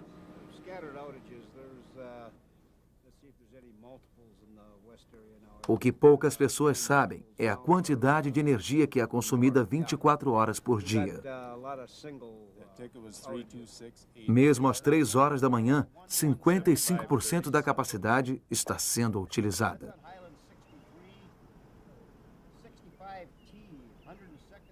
Nada se desliga completamente. Mesmo às 3 da manhã, você tem as luzes das ruas acesas. Há fábricas que trabalham em períodos de 24 horas. O que fazemos no período da noite é utilizar nossas unidades mais baratas, as de carvão e as nucleares. E essas são as que chamamos de unidades de base, pois são as que usamos o tempo todo e que produzem uma energia mais barata. Às 7 da manhã, o consumo começa a aumentar, uma vez que as pessoas estão acordando, indo para o trabalho, os edifícios começando a funcionar. Ligamos diferentes usinas de geração de energia conforme a demanda vai aumentando. Em toda a América, a cena é a mesma. Com o decorrer do dia, a demanda de energia aumenta. E já que a maior parte da energia vem de combustíveis naturais, isso coloca mais gases do efeito estufa na atmosfera. Vejam, por exemplo, o simples ato de fazer uma torrada. Em um ano, uma torradeira consome uma média de 39 kWh de eletricidade. E cada um desses kWh manda cerca de meia libra de carbono para o ar. Quando você multiplica isso, você tem cerca de 8 quilos de carbono por ano só para fazer uma torrada para todos os dias. E se converter isso em libras, multiplicando por 2,2, temos cerca de 20 libras de carbono por ano associados ao uso da torradeira. Vamos considerar o ar-condicionado central. Um típico lar do sul usaria 4.000 kWh para o ar-condicionado. Se convertermos isso em emissão de carbono, temos cerca de 800 quilos de carbono lançados no ar a cada ano por um ar-condicionado central. Isso são 1.800 libras, que é mais do que o peso de um carro pequeno como um Toyota Corolla. Já que cada quilo de carbono que entra na atmosfera se combina com oxigênio para formar cerca de 8 quilos de dióxido de carbono, a contribuição da América para a formação desse gás é ainda mais chocante. Tomar uma ducha todo dia de manhã produz 24 quilos de CO2 por ano. Usar um computador 40 horas por semana produz 270 quilos de CO2. Iluminar uma casa média emite 900 quilos por ano. Iluminar um grande prédio comercial não é de surpreender. Produz mais de 1.100.000 quilos de CO2.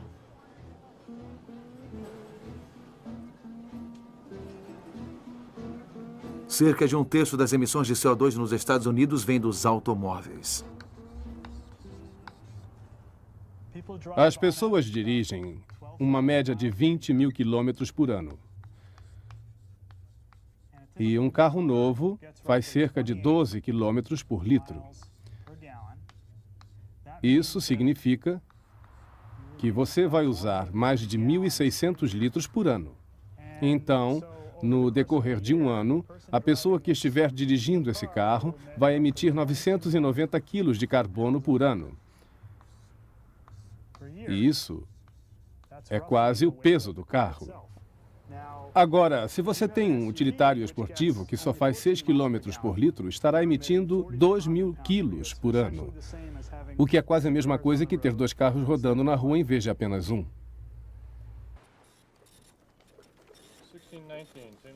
Fora a energia que usamos para viver, enormes quantidades de força são necessárias para produzir todas as coisas que compramos.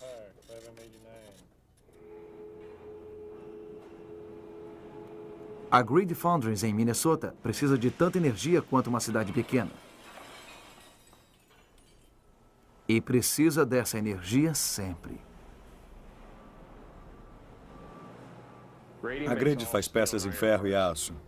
Fazemos a parte traseira das picapes e caminhões Dodge, produzimos cerca de 3.200 por dia. Também fazemos um componente para os veículos da GM, e desses são produzidos cerca de 10.000 por dia. Se nós ficamos sem energia, estamos perdidos. Não podemos fazer nada. Em apenas um dia, a Northern States Power, em Minneapolis, direciona 8 bilhões de watts de energia para casas e empresas.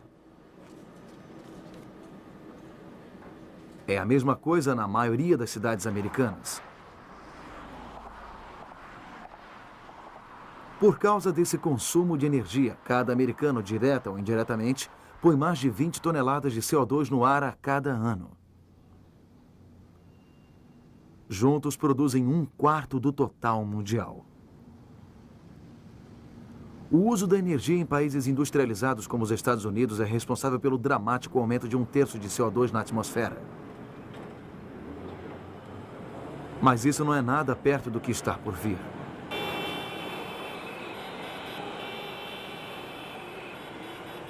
O futuro do aquecimento global será determinado pelo que acontece nos países em desenvolvimento, nações como o Brasil, a Índia e a China, onde vivem 3/4 da população mundial. Nos países em desenvolvimento, você tem tanto altas taxas populacionais quanto de crescimento econômico, o que significa que eles têm um grande potencial de crescimento em emissões de CO2 com o desenvolvimento de seus sistemas de energia e de transportes. Se você vive numa quente cidade chinesa, primeiro você quer uma TV, depois você quer um ventilador. E conforme for ficando mais rico, vai querer um ar-condicionado. Você vai querer isso. Eu iria querer. E uma vez que tiver um ar-condicionado e uma TV, vai querer um carro. E vai ser muito difícil para esses países tomarem um caminho diferente daquele que nós tomamos. Na Índia, cada pessoa produz apenas 1/40 de CO2 do que produz um americano. Mas a população é tão grande e cresce tão rápido que logo vai superar a quantidade de emissões de CO2 dos Estados Unidos.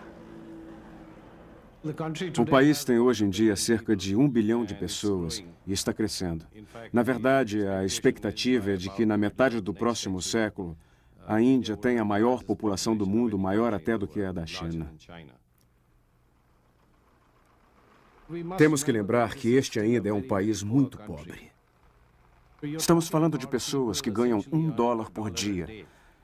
E, tendo em vista o fato de que 70% de nossa população vive em áreas rurais, temos um longo caminho a percorrer.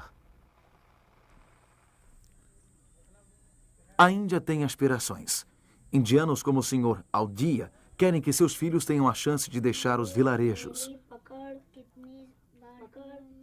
No próximo século, a Índia planeja se transformar de uma sociedade basicamente rural em uma força industrial.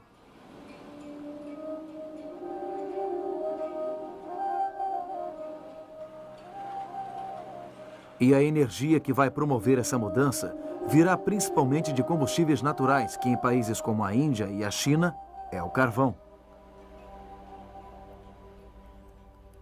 Mesmo para produzir as coisas mais básicas da vida, como comida, aço e automóveis, são necessárias grandes fábricas, e essas grandes fábricas precisam de grandes usinas geradoras de energia e refinarias. E essas são coisas das quais não podemos fugir. São coisas das quais precisamos, se for para livrar esse país da miséria.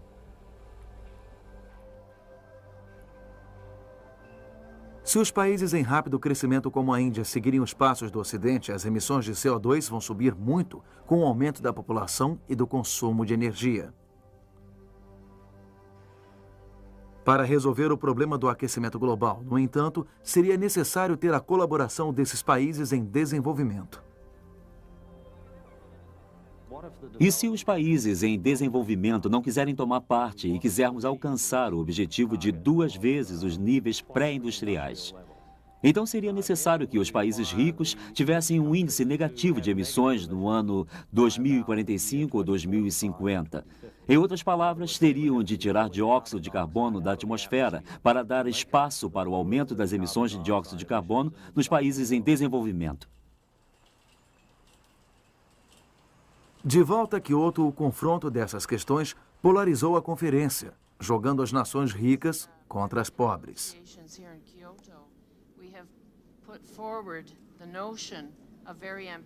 O que estava sendo negociado era nada menos que uma permissão de emissão de CO2 para cada país que não deveria ser excedida. Mas as nações em desenvolvimento argumentaram que, já que não foram elas que criaram o problema, deveriam ficar isentas. É essencial que os países desenvolvidos deem o primeiro passo. Eles consomem enormes quantidades de energia, eles têm os recursos tecnológicos e financeiros para começar alguma coisa com relação a esse problema.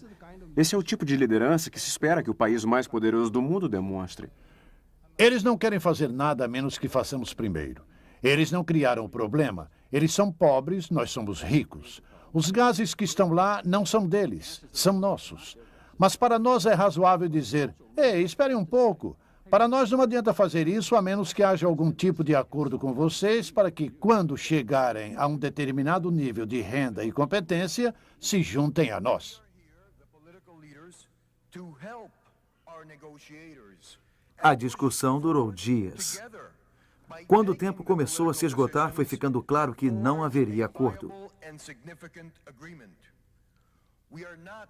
E quem faltou nas negociações foi o grande campeão do aquecimento global, o vice-presidente Al Gore. Havia essa questão sobre se Al Gore deveria ou não estar presente, pois já havia um pressentimento de que toda essa coisa podia falhar. Alguns dos seus assessores disseram não vá, mas se ele não fosse, ia parecer que estava com medo ou esquivando-se de uma questão da qual ele tanto falou ao longo de sua carreira. No último minuto, Gore chegou para tentar fechar um acordo. Depois de um dia de intensas negociações, Gore conseguiu evitar que o protocolo de Kyoto fosse por água abaixo. E num discurso firme lembrou aos representantes aquilo que ele achava que estava em risco. As consequências humanas e econômicas, se falharmos em nossas ações, são inimagináveis. Mais enchentes e secas, doenças e pestes se espalhando para novas áreas, fome, geleiras descongelando, tempestades mais fortes e mares mais revoltos. Nosso primeiro passo deve ser estabelecer limites de emissões realistas e realizáveis. Da nossa parte, os Estados Unidos continuam firmemente comprometidos com um forte objetivo, o de reduzir nossas emissões em 30%. E esse é um comprometimento mais forte do que qualquer outro que se tenha ouvido de qualquer país. O imperativo aqui é fazer o que prometemos, mais do que prometer o que não podemos fazer. Por exemplo, no meu país... Mas, negociando o Tratado de Kyoto, Gore concordou em deixar as nações em desenvolvimento de fora. Elas não fizeram nenhum acordo para diminuir as emissões de CO2. No entanto, a maioria dos países desenvolvidos comprometeu-se com cortes obrigatórios. E os Estados Unidos concordaram em ter uma emissão de CO2 7% mais baixa do que em 1990. E cerca de 20% mais baixa do que é hoje. A reação nos Estados Unidos foi imediata. O objetivo a longo prazo do vice-presidente dos Estados Unidos é eliminar todos os combustíveis naturais do país. O presidente Clinton, em conexão com Kyoto, disse, essas foram suas palavras, foi um bom primeiro passo. Primeiro passo para quê? Para a eliminação do uso de combustíveis naturais nos Estados Unidos. Quando Gore partiu para casa, ele sabia que havia enfrentado uma briga feia em Capitol Hill. O Senado, que teria de ratificar o controverso tratado, estava longe de estar feliz com o acordo. Meu problema com Kyoto é que não existe ganho algum. Em outras palavras, se você permite que os países em desenvolvimento tenham uma liberdade de emissão e se aceitar seus argumentos, então eles merecem ter uma chance de alcançar as nações industrializadas que também vão avançando. No final, tivemos algum ganho com isso? Reduzimos nossas emissões? Ironicamente, muitos cientistas do clima também foram pouco considerados pelo Tratado de Kyoto. Se todo mundo fosse seguir o protocolo de Kyoto, isso desaceleraria muito pouco a velocidade da mudança do clima. Achamos que a concentração de dióxido de carbono em 2100 será de cerca de 700 partes por milhão, que é o dobro do que é hoje. Se aprovarmos e seguirmos o protocolo de Kyoto, então podemos reduzir a concentração de dióxido de carbono em alguns décimos de parte por milhão. Em outras palavras, em vez de dobrar a quantidade de dióxido de carbono, iríamos aumentar em apenas 90%. O computador mostra que as cláusulas do Tratado de Kyoto não iriam impedir o aumento nas concentrações atmosféricas. Fazer isso significa eventualmente ir muito além de Kyoto. Cortar as emissões de combustível natural pela metade, ou até mais. Como isso pode ser feito? Cientistas e ambientalistas podem imaginar uma série de soluções em potencial, desde o desenvolvimento de fontes alternativas para expandir a força nuclear, até o simples aumento da eficiência da energia. A primeira coisa a fazer é melhorar a eficiência. Não estamos nem perto da eficiência que poderíamos ter. Nem todos nós temos os melhores motores, as melhores lâmpadas, os carros e processos industriais mais eficientes. Não somos perfeitos. No entanto, se a política climática nos forçou a sermos mais eficientes, deveríamos estar substituindo tecnologias ineficientes por outras eficientes que nos custariam menos do que o dinheiro que economizamos em combustíveis. Muita energia é desperdiçada. Se fizéssemos nossa energia ir adiante, precisaríamos de menos e emitiríamos menos CO2. É importante distinguir, ao tratarmos dessa questão, que a conservação de energia, que é tipicamente definida como privação, algo que vai causar algum desconforto, e a eficiência de energia, que é o uso de novas tecnologias para fazer as mesmas coisas, gastando menos energia. Muitos aparelhos eletrônicos desperdiçam energia. As televisões são um exemplo clássico. Quando ligadas, funcionam com cerca de 100 watts de força. Mas mesmo quando são desligadas, podem continuar gastando energia.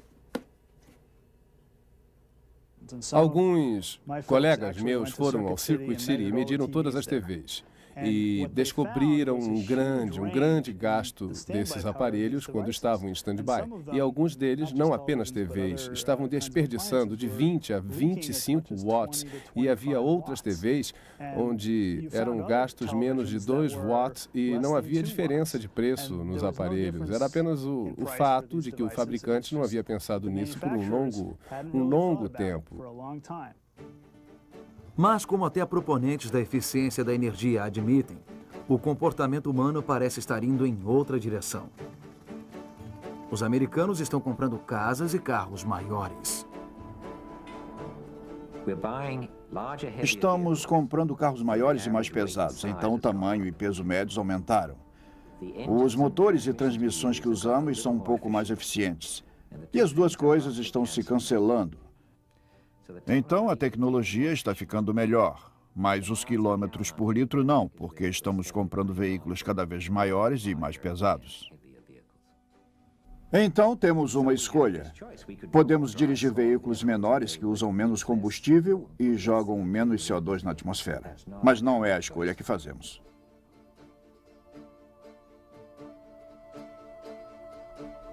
Mas talvez a maior barreira para reduzir o CO2 seja o crescimento econômico.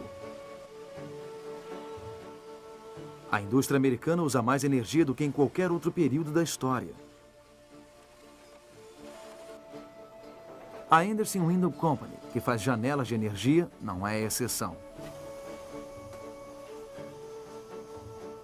Mas, ironicamente, por causa do boom nos negócios, eles usam mais energia do que nunca.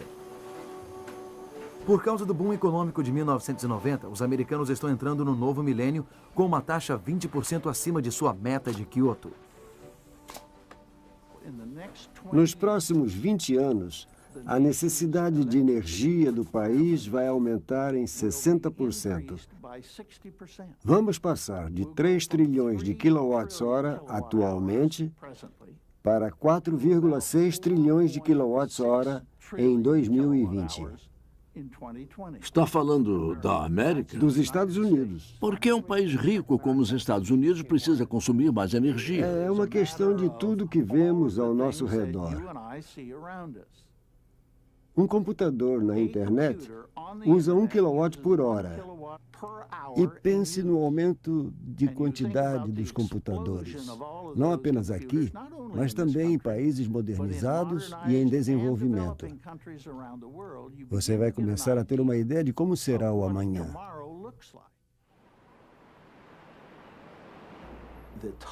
O total da energia consumida por toda a humanidade a esta altura é de cerca de 10 terawatts. Isso são 10 trilhões de watts. É nessa velocidade que a energia primária é usada. Essa é a velocidade na qual estamos queimando gás, petróleo e carvão. São 10 trilhões de watts. As projeções chamadas de projeções business as usual é de que em 100 anos a demanda por energia vai aumentar até um fator 4. Essas projeções revelam que o problema é realmente sério. O mundo precisa de alguma maneira estabilizar emissões de gás na atmosfera, ao mesmo tempo que planeja triplicar e até quadruplicar o uso de energia. Em 2100, o mundo que essas crianças vão habitar vai precisar de 30 ou 40 trilhões de watts.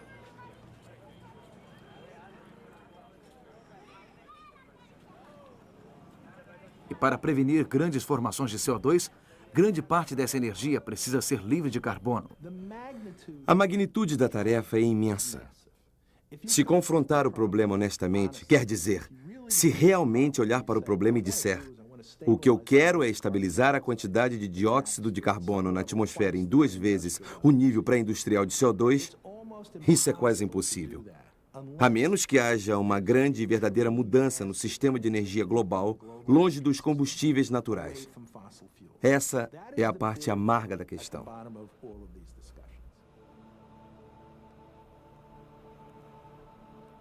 Se a América consome cada vez mais quantidade de energia e se as nações em desenvolvimento estão seguindo os mesmos passos, então mais cedo ou mais tarde o mundo vai enfrentar um terrível desafio: encontrar um substituto livre de carbono para os combustíveis naturais. De onde virá essa energia? Alguns dizem que da tecnologia que já foi inventada, a energia renovável. Energia solar, energia do vento e biomassa ou material vegetal para ser usado como combustível. Eu acho bem provável que, a longo prazo, consigamos ter a maior parte de nossa energia vindo de fontes de energia renováveis. Outros dizem que o que precisamos é da expansão da energia nuclear, que também não produz CO2. Mas grupos ambientalistas não querem energia livre de carbono a esse preço. A energia nuclear não tem parte nesse debate. Não temos uma maneira segura de nos livrarmos do lixo radioativo. Há alternativas mais limpas e o Greenpeace não concorda com o uso de energia nuclear. A energia hidrelétrica também vem sofrendo ataques ultimamente. A energia hidrelétrica em larga escala tem sido muito prejudicial aos nossos rios, principalmente no noroeste do Pacífico. Queremos acabar com a energia hidrelétrica e existem soluções mais limpas, como a energia solar e a força do vento. Então, vocês não querem carvão, não querem energia nuclear e nem hidrelétrica. O que resta? Tecnologias de energia renovável. Em décadas recentes, grandes passos foram dados no desenvolvimento de energias como a do vento. Buffalo Ridge, em Dakota do Norte, é um dos lugares onde mais venta nos Estados Unidos. Essa fazenda de vento vem fornecendo energia para Minneapolis há 2 anos. Southwestern Minnesota has some of the best wind characteristics of any site in the United States. O problema do vento é que ele sopra, em média, 25% do tempo. E sopra mais forte na primavera e no outono, quando nossa capacidade está mais baixa. Em nosso momento de pico, que é no verão e no inverno, muitas vezes ele produz 0. Então, não podemos contar com ele. Temos que esperar pelo vento. Se ele vier, ótimo. Se não vier, temos que abrir as válvulas com outras coisas. Não estarão todas no mesmo lugar, estarão espalhadas. O vento pode não soprar em Dakota do Norte, mas estará soprando no norte da Califórnia. E é quando tudo começa a ser mais previsível, conforme as empresas começarem a ter mais experiência com isso. Todos os especialistas com quem temos trabalhado concordam em que a Dakota do Sul, do Norte e o Texas têm vento suficiente durante o ano para suprir a demanda de todo o país. Agora, se o vento não soprar, podemos ter uma fonte alternativa, que seria a energia solar.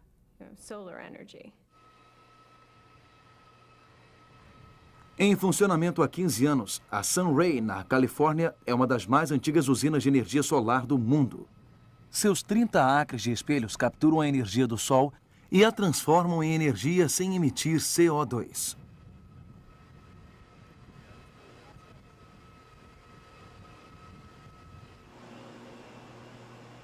Mas só gera energia quando o sol está brilhando.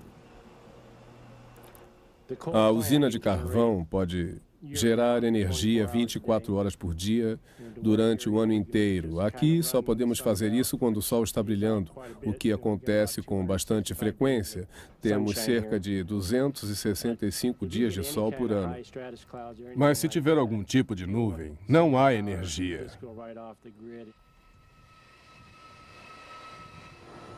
Quando tem sol, a Sunray produz 30 megawatts de eletricidade. Mesmo sendo impressionante, não dá para competir com a usina de carvão que fica ao lado, que produz quase 800 megawatts 24 horas por dia, 365 dias por ano, por 1/4 do custo. A energia solar mostrou que pode ter um papel importante em locais específicos onde o sol é abundante, principalmente em países em desenvolvimento, em áreas que ficam longe da rede elétrica.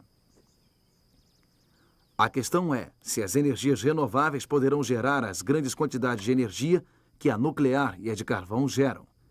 Será que um dia poderão produzir os trilhões de watts que as cidades do mundo precisam? Será que vão conseguir substituir os combustíveis naturais? Muita gente quer acender as luzes à noite, e à noite o sol não brilha. As energias renováveis têm períodos, ou seja, não estão sempre disponíveis. E a densidade da força é baixa. Quer dizer que o número de watts por metro quadrado é muito baixo. E essa pode ser uma fraqueza crucial. Como a energia solar, a do vento e a biomassa são baixas, áreas muito grandes da Terra terão de produzir quantidades significativas de energia. Vai haver, inevitavelmente, uma certa quantidade de uso da Terra associado à energia renovável, e para isso vai precisar de uma área muito grande. Se quiser gerar 10 terawatts de energia de biomassa, vai precisar de uma área que seja aproximadamente 10% do tamanho da Terra, da superfície terrestre. E isso é muita coisa. É toda a terra que é usada pelo ser humano para a agricultura hoje em dia. Agora, se precisasse de 30 terawatts e quisesse isso com a biomassa, seria necessário um espaço 3 vezes maior. Então você pode imaginar um mundo onde as únicas coisas no planeta seriam seres humanos e trigo, e nós íamos comer o trigo e usar o trigo para fazer álcool para os nossos veículos. Mas não haveria nenhuma diversidade biológica, porque teríamos ocupado toda a superfície para fazer isso. Esse é o tipo de questão com a qual tem de lidar quando se fala seriamente em estabilizar o CO2 na atmosfera. A questão do uso da terra aumentou o entusiasmo dos grupos ambientalistas pela energia do vento. Recentemente, a National Audubon Society se opôs à expansão de fazendas de energia do vento no sul da Califórnia, pois ameaçam as populações de pássaros. O Greenpeace não quer ver todos os espaços cobertos de moinhos. Não é essa a questão e também não é o caso. Os efeitos de construirmos fazendas de moinhos na terra, comparados aos de ter que furar o fundo do oceano para retirar petróleo ou queimar montanhas de carvão, não se compara à construção de fazendas de moinhos de usinas solares. Os desafios de substituir combustíveis naturais em usinas elétricas são bem difíceis, mas cerca de 1/3 das emissões de combustível vem de nossos veículos. Cada litro de gás libera 2,5 kg de CO2. Os engenheiros buscaram alternativas para o petróleo. Alguns produtores imaginam que um dia os carros possam funcionar como esse modelo e usar hidrogênio como combustível. Em vez de motores de combustão interna, esse carro usa uma célula de combustível, um tipo de bateria que combina hidrogênio com oxigênio para produzir eletricidade. O lixo industrial, nesse caso, é apenas água. Já existem protótipos de veículos que usam hidrogênio como combustível. O desafio dessa visão do futuro é onde exatamente vamos encontrar hidrogênio. O petróleo vem da terra, o carvão vem da terra, o gás natural vem da terra. Está lá dentro e nós tiramos e usamos. Mas não há estoques de hidrogênio na terra, temos de fazê-lo. A boa notícia é que se pode extrair hidrogênio do gás natural. A ruim é que nesse processo o CO2 é liberado. Se você pega o gás natural e produz hidrogênio, está tirando o hidrogênio do gás natural, os átomos de hidrogênio, mas o átomo de carbono vai sair em forma de CO2. Para abrandar o problema do CO2, o hidrogênio teria de ser extraído não de um combustível natural, mas através da divisão das moléculas de água, usando energia livre de carbono. E é difícil saber como as fontes renováveis de energia, como a solar e a do vento, podem fazer isso na escala necessária. Se espera-se que elas gerem ao mesmo tempo a eletricidade mundial. Temos de pensar nas energias renováveis como um bom acréscimo, mas elas não vão suprir a grande demanda. O mais sensato no momento seria expandir todas as opções de energia que temos. Temos de olhar com mais atenção para a energia nuclear como uma séria opção para o futuro. Apesar de os entusiastas sonharem durante um tempo que a energia nuclear dominaria o mundo, nenhuma usina foi construída nos Estados Unidos desde os anos 70. Envoltas em controvérsia, muitas usinas do país serão desativadas nos próximos 20 anos. Mas, devido à dura realidade do aumento de CO2, alguns cientistas acham que devíamos dar mais uma chance à energia nuclear. Acho que o erro que cometemos foi que fizemos uma escolha irracional. O público decidiu que a energia nuclear é, de uma forma ou de outra, uma energia perigosa, e mais perigosa comparada a outras energias que usamos. Eles fazem confusão entre gerar eletricidade com energia nuclear e construir bombas e matar gente com energia nuclear. Mas mesmo supondo que o medo do público possa ser contornado, um grande e expansivo programa nuclear poderia substituir os combustíveis naturais? Os reatores nucleares usam urânio, um metal natural. Mas quanto durariam as reservas se tivessem de abastecer o mundo com seu atual consumo de 10 trilhões de watts? Nós temos apenas 10 anos de energia U-235 de todas as reservas efetivas de urânio. Mesmo se olhar para as reservas, que são mais caras hoje em dia, nessa época a energia nuclear vai estar ficando consideravelmente mais cara. Você precisa ter 30 ou 40 anos com 10 terawatts, e se precisar de 20, 30 ou 40 terawatts por 100 anos, estará perdido. Reatores convencionais não podem resolver o problema, mas há uma possibilidade. Reatores de geração que transformam uma forma mais abundante de urânio em plutônio podem estender potencialmente a expectativa de vida nuclear como combustível por centenas de anos. Mas esse tipo de reator requer uma tecnologia muito complexa e, como produz plutônio, levanta sérias questões sobre proliferação nuclear. Então, hoje em dia, não há nenhuma pesquisa em andamento. A maior prioridade, e que não está sendo seguida hoje em dia nos Estados Unidos, é encontrar uma versão socialmente aceitável da energia nuclear. Essa é uma das maiores tragédias para a ciência atualmente. Não é necessariamente uma tragédia não estarmos construindo usinas nucleares por razões sociais e preocupação com a energia nuclear. O problema é que não estamos fazendo as pesquisas necessárias para descobrir uma opção de energia nuclear que seja socialmente aceitável. Hoje em dia, não há nenhuma tecnologia conhecida capaz de liberar a quantidade necessária de energia livre de carbono para estabilizar o CO2 na atmosfera.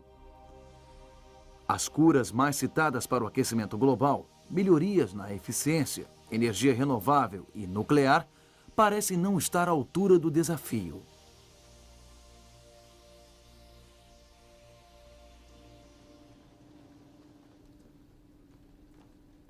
Mas nem tudo está perdido. Tente imaginar como era o mundo em 1899 comparado ao de hoje. Quais eram as tecnologias que os cientistas e engenheiros visionavam e o que realmente aconteceu? Eles não previram o cinema, nem o avião, nem os automóveis. Com certeza perderam as viagens espaciais, a energia nuclear, os radares e o laser. Então, há uma certa timidez na nossa maneira de projetar as tecnologias que podem abrandar o efeito estufa dos combustíveis naturais. Hoffert afirma que muitas das tecnologias de energia de hoje, como a nuclear e a solar, vieram de pesquisas militares e espaciais patrocinadas pelo governo. Então, talvez precisemos de um projeto Manhattan para descobrir tecnologias para combater o aquecimento global. Tecnologias que capturem a energia do Sol no espaço e irradiem para a Terra. Tecnologias como a fusão nuclear, que ofereçam uma energia ilimitada, livre de carbono. E mesmo tecnologias que extraiam o carbono de combustíveis naturais e levem-no de volta para o subsolo. E outras tecnologias que hoje em dia são inimagináveis. Mas não estamos fazendo nenhuma pesquisa séria para resolver esse problema. Quando eu digo problema, quero dizer como vamos abastecer o mundo a longo prazo com uma energia livre de carbono.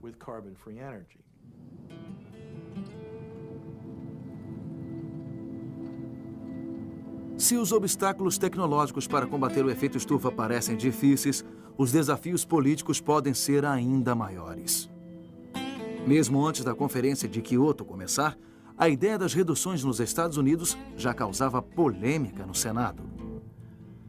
As nações em desenvolvimento serão as maiores emissoras de CO2 nos próximos 25 anos. É uma loucura excluí-las de leis de controle de emissões. Como um tratado global de redução de emissões de CO2 pode ser eficiente se 130 nações não estão incluídas nele? Até senadores liberais preocupados com o aquecimento global concluíram que votar a favor do Tratado de Kyoto foi um suicídio político. O fato é que o nosso país pode controlar o aquecimento global sem causar um afundamento econômico. Existem 3 abordagens. Não podemos subestimar o poder dos interesses em Capitol Hill que se opõem a isso. Aos interesses dos empresários, trabalhistas e assim por diante. Até os republicanos, hoje em dia, preferem se declarar verdes e lutando por causas ambientais do que colocar em risco suas campanhas indo contra grupos que são cruciais nessas campanhas. Numa rara demonstração de união, o Senado teve um resultado de 95-0, na votação que declarou sua oposição ao Tratado de Quioto. Os sim são 95, os não são 0. O resultado foi aprovado. Os cientistas que viam o tratado como um pequeno primeiro passo ficaram espantados. Não acredito que 95 senadores americanos achem mesmo que um país rico como os Estados Unidos não deva ter um papel de liderança, a menos que países pobres, como a Índia e a China, assumam responsabilidades iguais. Eu não acredito que 95 senadores americanos achem realmente isso. Quer dizer, se você acredita nisso, está dizendo que embarcamos numa incrivelmente egoísta visão de liderança. 2 anos depois de Quioto, nada aconteceu. Enfrentando uma certa derrota, a Casa Branca nem mesmo submeteu o tratado ao Senado para ratificação. Não há chance do Tratado de Quioto ser ratificado. Não vamos fazer isso. A ideia de baixar as emissões de dióxido de carbono nos Estados Unidos no ano 2010 para 7% a menos do que em 1990 é uma completa fantasia. Enquanto o Senado e a Casa Branca estão num impasse, num beco sem saída, o que o povo americano pensa e sabe sobre o aquecimento global? As pessoas, em geral, sabem muito pouco sobre esta questão. Elas sabem que emissões de monóxido de carbono de seus automóveis geram gases do efeito estufa em grandes porcentagens. Nossos estudos mostram que aproximadamente 50% da população atribui o aquecimento global à energia nuclear, por exemplo, o que é uma descoberta assustadora neste contexto em particular.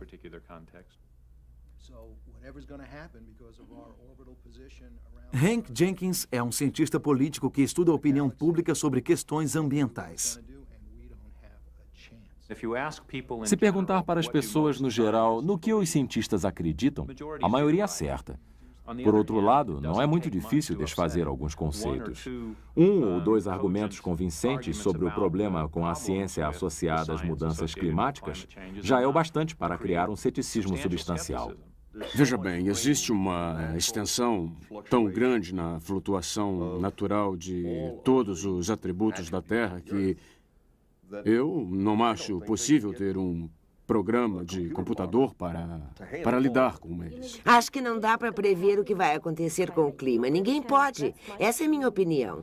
Um dia eles dizem uma coisa e no dia seguinte acontece outra. A guerra do Iraque com os poços de petróleo queimando sem controle era como se estivessem nos dizendo que teremos um inverno nuclear por causa de toda aquela fuligem.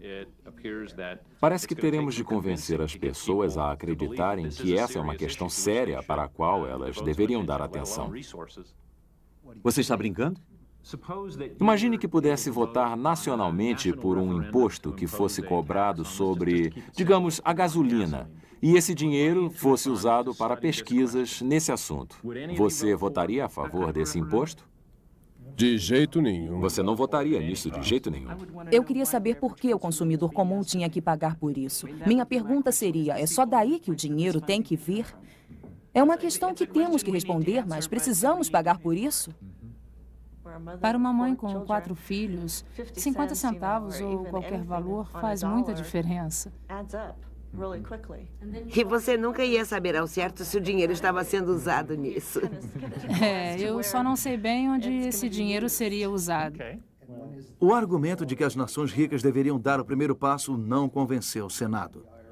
Essa atitude reflete a opinião de um eleitor americano comum? Acho que não. Primeiro, as pessoas sempre podem recuar e dizer, não sabíamos que era tão ruim. E em uma questão que elas podem recuar, você não tem uma questão moral.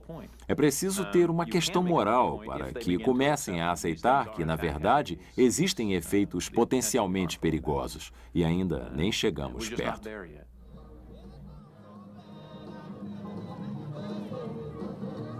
Durante as primárias na campanha presidencial, Alguns observadores começaram a se perguntar se mesmo os mais ardentes defensores da questão do aquecimento global recuariam. Em seu discurso como candidato à presidência, Gore disse apenas uma frase relacionada ao aquecimento global. Desde Kyoto ele não fala muito nisso. Dizem que seus assessores temem que seja uma questão politicamente derrotada. Essa é a realidade prática de se concorrer à presidência. Quando você é um senador, pode fazer o que quer e dizer o que quer. É por isso que estou lutando. Temos de conseguir. É o que quero. Mas quando está numa posição em que pode fazer as coisas acontecerem, quando os refletores estão em você, quando quer ser presidente dos Estados Unidos, então tem que ser muito mais cuidadoso. Gore pareceu abraçar de repente a questão do aquecimento global, mais uma vez, reeditando seu polêmico texto de 1992 sobre a questão e dizendo que temos de tomar providências urgentes.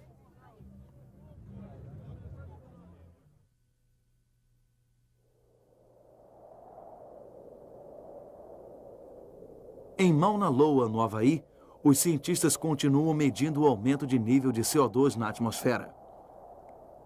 Muitos cientistas se conformam de que o Tratado de Kyoto falhou.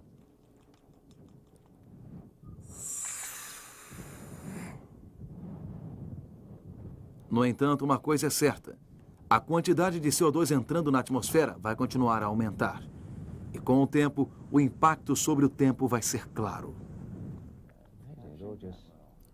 O que tememos é que, se a Terra aquecer muito, vamos estar entrando num território desconhecido. Se o aquecimento chegar a 5 graus, acredito que grande parte do gelo da Antártica vai se soltar para o oceano e derreter, fazendo com que o nível do mar suba muitos metros.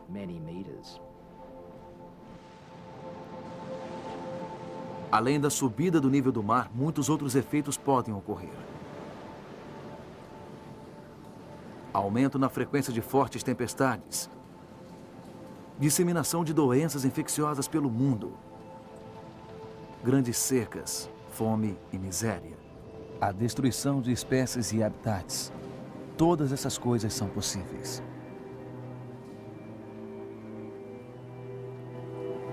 Mas também pode ser que a mudança seja mais branda. Eu acredito que daqui a 50 anos estaremos vendo evidências claras da mudança do clima causadas pelo ser humano. Vamos ter mais conhecimento de sua extensão e saberemos se vai ser enorme ou pequena. Não sei se teremos evidências claras daqui a 20 anos. Acho que ainda vão existir argumentos substanciais. Ainda vai haver gente dizendo que é uma variação natural. Mas aos poucos, acho que as pessoas vão reconhecer que algo estranho está acontecendo com o tempo. E talvez então possamos fazer alguma coisa a respeito. Está distante e por esse motivo é difícil. Mas não está tão distante assim. Se eu tivesse um neto hoje, ele não teria minha idade até 2062. Não é tão longe assim em termos de gerações de pessoas que estão por aí. Então você pode se preocupar com essas questões por causa de pessoas que conhece. Estamos na era do combustível natural na história humana. Se a humanidade vai ter um futuro neste planeta, é inevitável que tenhamos que encontrar outras fontes de energia. O que está acontecendo conosco é que temos que tomar essa decisão no século XXI. Mas poderíamos adiá-la para o século XXII, não fosse o efeito estufa. Acho que é um problema muito difícil e eu não apostaria que vamos resolvê-lo. Acho que é extremamente difícil, mas vale a pena o esforço de trabalhar duro. Encontrar uma maneira de resolver isso, porque estaremos mudando a Terra para todas as gerações futuras.